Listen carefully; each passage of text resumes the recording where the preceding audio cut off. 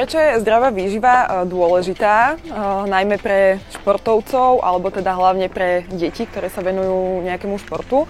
Optimálna výživa dokáže zabezpečiť lepší výkon, preto je veľmi dôležité dbať na to, aby teda to dieťa v podstate malo zabezpečenú nejakú zdravú výživu, či už pred športovým výkonom, ale taktiež aj po výkone.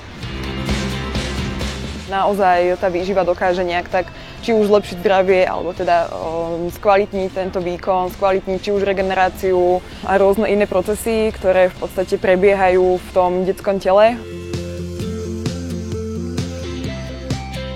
Poznáme v podstate základné živiny, ktoré sú bielkoviny, sacharidy, tuky, taktiež vitamíny, minerálne látky, stopové prvky. Toto sú vlastne všetky tie dôležité živiny, ktoré naozaj musíme prijať a teda musíme to podať aj našim deťom. Sacharidy sa nachádzajú najmä v cestoviny, nejaké celozrnné hlavne, teda uprednostňujeme teda tie celozrnné výrobky pred výrobkami z bielej múky, taktiež môžeme nejakú rýžu alebo nejaké iné zdravé obiloviny.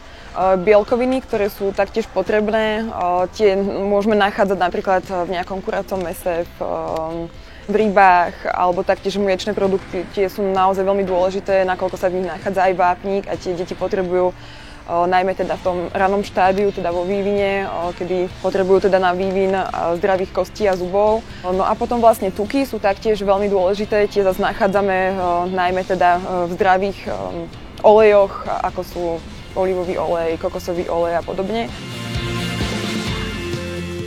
Rôzne sladkosti by sa moc neodporúčala pre deti, radšej sa snažíme nahrádzať v podstate tieto veci domácou výrobou, alebo teda, že doma si vyrobíme možno nejaké tyčinky z ovsených vločiek, zo sušeného ovocia, z orechov. Vitamíny sú samozrejme veľmi dôležité, ktoré treba doplňať, nakoľko vlastne organizmus dieťaťa je ešte teda veľmi mladý.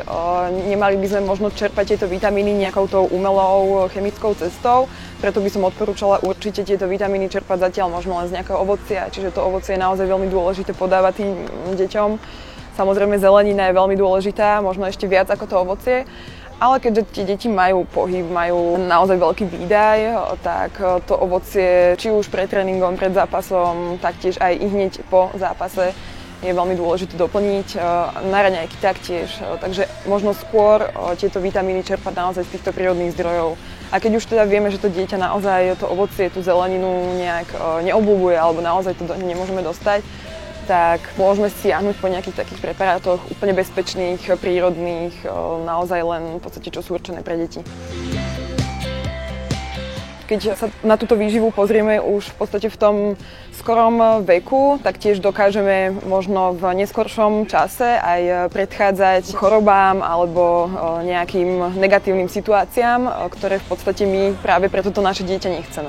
Takže preto by sme v podstate mali naozaj klásť veľký dôraz na živiny a na všetko potrebné, čo sa týka zdravej výživy.